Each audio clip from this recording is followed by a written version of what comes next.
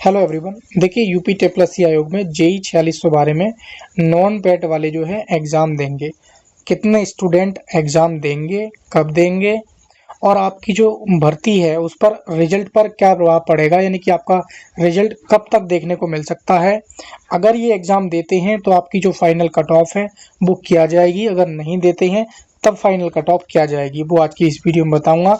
JEE civil 4612 के अतिरिक्त जो नई वैकेंसी है वो कब तक देखने को मिलेगी, किस पैड से देखने को मिलेगी और कितने पदों पर देखने को मिल सकती है। आज की इस वीडियो में संपूर्ण एक्यूरेट में जानकारी लेकर आया हूं आप सभी के लिए। अगर आप चैनल पर नए हैं तो चैनल को सब्सक्राइब कर लेना, बेल आइकन को भी ऑन कर लेना ताकि आगामी सारी वीडियोस के नोटिफिकेशन समय पे और सबसे पहले इस चैनल के माध्यम से मिलते रहें। बाकी इस वीडियो को ज़्यादा से ज़्यादा अपने व्हाट्सएप ग्रुप में शेयर करें, ठीक है। तो दोस्तों सबसे पहले आप देख लेंगे जो नॉन पेड वाले हैं उनके फेवर में जो कोर्ट केस चल रहा है।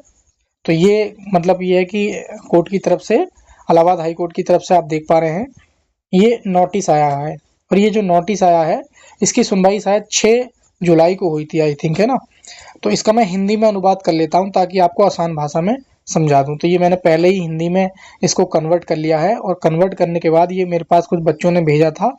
उनका जो कहना है कि सर जो हम 174 स्टूडेंट थे उसमें कुछ बच्चों को और ऐड कर लिया गया है कि और टोटल इनकी जो संख्या है 250 हो गई है।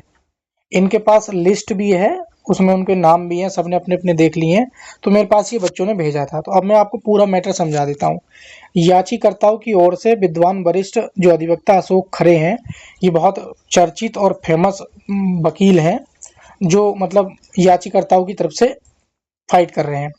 इन्होंने निवेदन किया गया कि परसों तक अंतिम सुनवाई की जाए। इनका कहना यह है जल्द से जल्द अंतिम सुनवाई की जाए।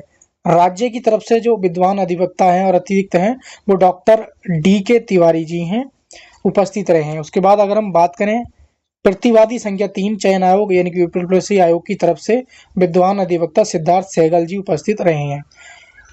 और इन्होंने निवेदन किया है याचिकाकर्ताओं पर सुनवाई की तिथि 10 जुलाई निर्धारित की जाए, ठीक है। आगे समझते रहे ना। विद्वान अधिवक्ता श्री सुभाष चंद्र यादव उपस्थित रहे। निवेदन किया है कि याचिका संख्या 5957/2024 में याचिकाकर्ताओं की ओर जो उपस्थित रहे हैं इन सभी को भी क्या है, इन्हें भी संबंधित सुनवाई के लिए जोड़ा जाए। यानी कि जो सुनवाई चल रही है, जैसे मान लीजिए इस याचिकाकर्ता संख्या में जिन बच्चों ने कोर्ट केस किया था या रिट डाली थी, इनको भी क्या है इस सुनवाई में क्या कनेक्ट किया जाए। तो ये 174 तो है ही है, इनकी संख्या बढ़कर लगभग 250 हो गई है, जिनको 3 मई के जो 2 मई को आपका एग्जाम हुआ था, तो 3 तारीख को उनको बोला गया था कोर्ट ने कि इनका मतलब इनको भी एग्जाम दिया जाए, इनको एडमिट कार्ड इशू किए जाएं। तो उसमें कुछ बच्चे पहुंचे थे ना, ऑनलाइन सिस्टम था। तो उस चीज़ को ध्यान में रखते हुए और इनकी ये भी डिमांड है कि कम से कम 2 महीने की मतलब तैयारी के लिए उनको टाइम भी दिया जाए। ये अपनी मांगे इस तरीके से रखना चाहते हैं। बाकी आगे देखते हैं इनके फेवर में आता है नहीं आता है, क्या चीज़ें रहती हैं क्या नहीं रहती हैं। तो इसमें साफ साफ पॉइंट नंबर 2 में है कि उपयुक्त रिट याचिका के साथ इस मामले में 10 जुलाई को मतलब जो है सुनवाई आपकी होगी दोपहर 2 बजे चिन्हित किया गया है, ठीक है।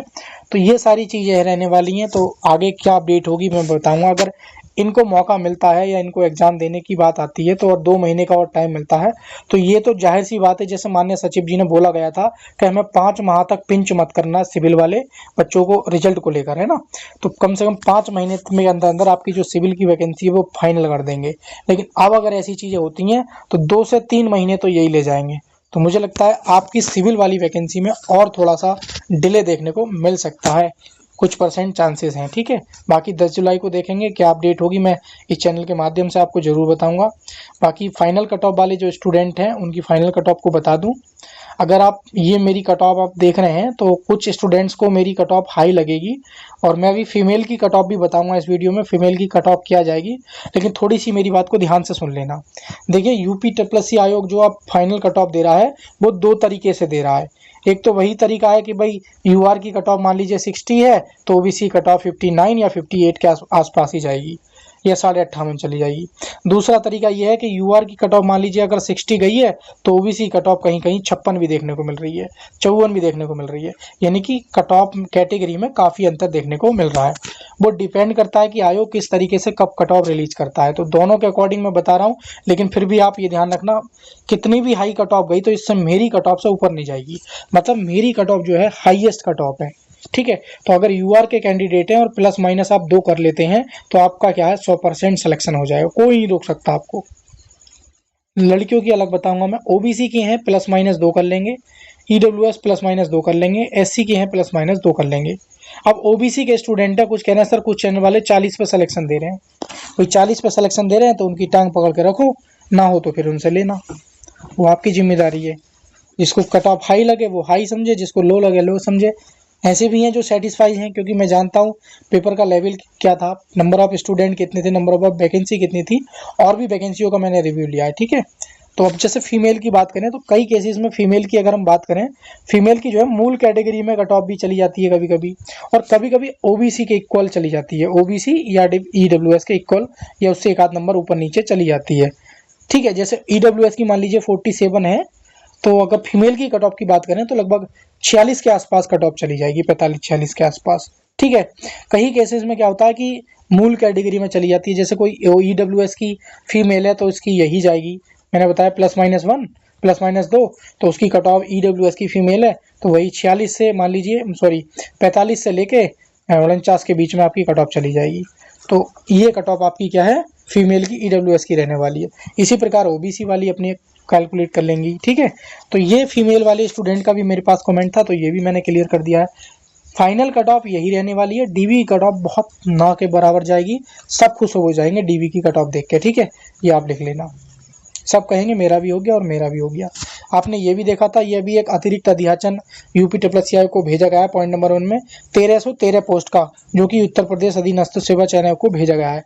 तो बच्चे काफ़ी पूछ रहे हैं कि सर इसकी जो हमारी टोटल पोस्ट है वो कितनी हो जाएंगी, तो मैं आपको बता देता हूँ टोटल पोस्टें जो हो जाएंगी, अभी कुछ 2300 कुछ पोस्ट का भी चला था कि सिविल में 2300 कुछ पोस्ट हो गई है, लेकिन मैं पुरानी मान के चल रहा हूँ 1625 और प्लस 1313 पोस्ट, तो ये लगभग हमारी 3000 के अप्रॉक्स में क्या है ये पोस्टें हो रही हैं।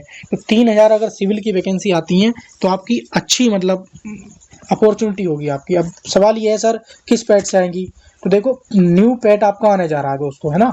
आपने पैट 2025 दिया है, अच्छी बात है और अच्छा स्कोर है, तब भी बहुत सारे स्टूडेंट कहते हैं कि सर मेरे 63 नंबर है, कि स्टूडेंट का कमेंट आया था पैट 2025 में मेरे 63 नंबर है, क्या पैट 2026 देना चाहिए? ऑफकोर्स देना चाहिए, आगे जाके क्या पता कैसे नियम चेंज कर दे, कोई भरोसा नहीं है, बाद में हम लड़ाई लड़ते रहेंगे, कुछ नहीं होने वाला। इसलिए आपका स्कोर 63 है, कोशिश कीजिए इस बार आप अपना स्कोर 70 लाइए और एग्जाम्स को भी टारगेट कीजिए। लेकिन आपका ये है कि पैट 2026-25 जिसने दिया है और 63 स्कोर है तो ये 3 साल के लिए वैलिड है।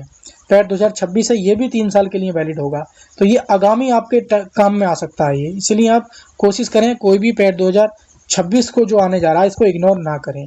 और आपके जो चांसेस हैं भर्ती के सिविल वाली वैकेंसी के लिए, अगर आप एफर्ट लगाते हैं इलेक्ट्रिकल और मैकेनिकल और एग्रीकल्चर के साथ सिविल वाले भी, तो आपकी वैकेंसी ये भी आ जाए कुछ टाइम बाद।